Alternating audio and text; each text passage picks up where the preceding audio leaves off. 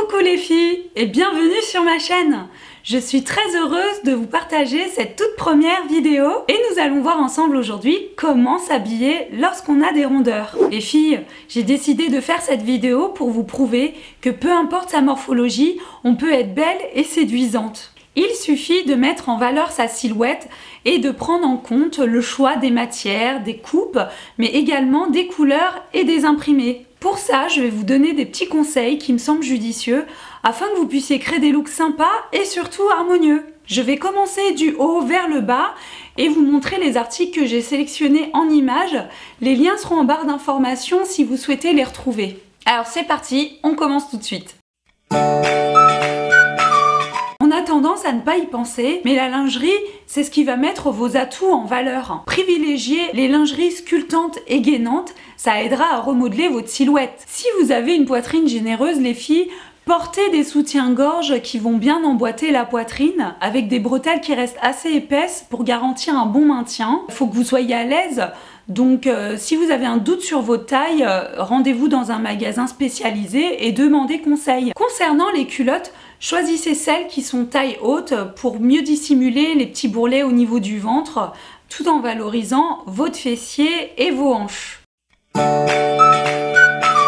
Pour les hauts, si vous portez des vêtements trop amples, ça va donner l'accent sur le volume de votre silhouette. Privilégiez plutôt les tops ajustés dans une matière fluide, parce que ces matières vont avoir un tombé vertical et vont allonger pour le coup votre silhouette. Choisissez des matières qui ne sont pas trop épaisses.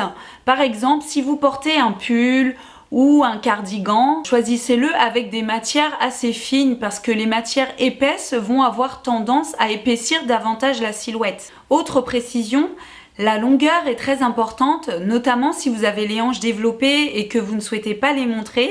Un haut trop court mettra l'accent sur vos hanches, donc l'idéal c'est qu'il arrive au niveau de l'ossature des hanches. Et si vous êtes petite, évitez de porter des hauts trop longs car ça va tasser votre silhouette. Les tops à manches 3/4, c'est une bonne solution si vous ne souhaitez pas montrer vos bras. Et par ailleurs, vous pouvez tout à fait porter un débardeur. Il suffit d'y ajouter une petite veste ou un petit gilet qui permettra d'habiller davantage votre tenue. Que ce soit un chemisier, un pull ou encore un t-shirt, je vous conseille les cols en V ou si vous avez une poitrine généreuse, les cols carrés. On n'y pense pas forcément, mais ça met en valeur le haut du buste. Les hauts qui laissent entrevoir une seule épaule, c'est aussi une bonne alternative et c'est très sexy. Alors pour finir avec les hauts, je voulais vous parler du haut péplum. Si vous n'avez pas la taille marquée, ce haut permet de créer une illusion de taille marquée et ça va rééquilibrer facilement votre silhouette si vous portez une jupe droite ou un pantalon coupe droite.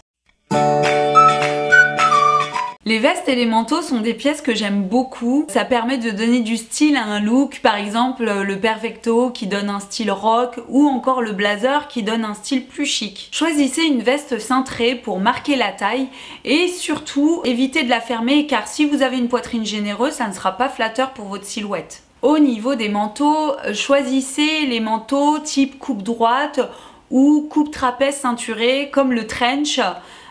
Car la ceinture va permettre de marquer la taille et franchement c'est très élégant. Les doudounes et les manteaux trop amples, c'est pas vraiment l'idéal et ça peut même augmenter le volume de votre silhouette. Si vous êtes petite, les manteaux trop longs vont avoir tendance à tasser votre silhouette. C'est exactement le même principe que pour les hauts et les vestes. Alors choisissez plutôt un manteau qui arrive au-dessus du genou pour vous mettre en valeur.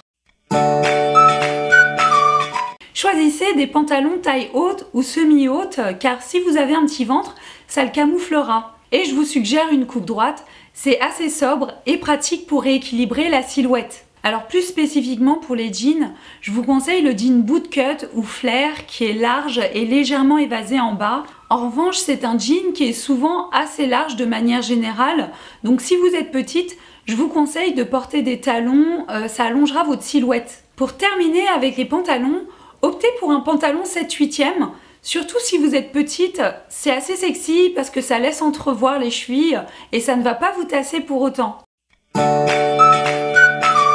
Si vous êtes pulpeuse, les robes et les jupes sont idéales, notamment si vous avez les hanches développées, optez pour la robe patineuse ou encore la robe portefeuille car elles marquent la taille et sont légèrement évasées au niveau des hanches. Je trouve que la robe chemise est une belle alternative car de manière générale, elle peut être ceinturée pour marquer la taille. Les jupes trapèzes et les jupes crayons sont parfaites, mais penchez plus pour les jupes taille haute.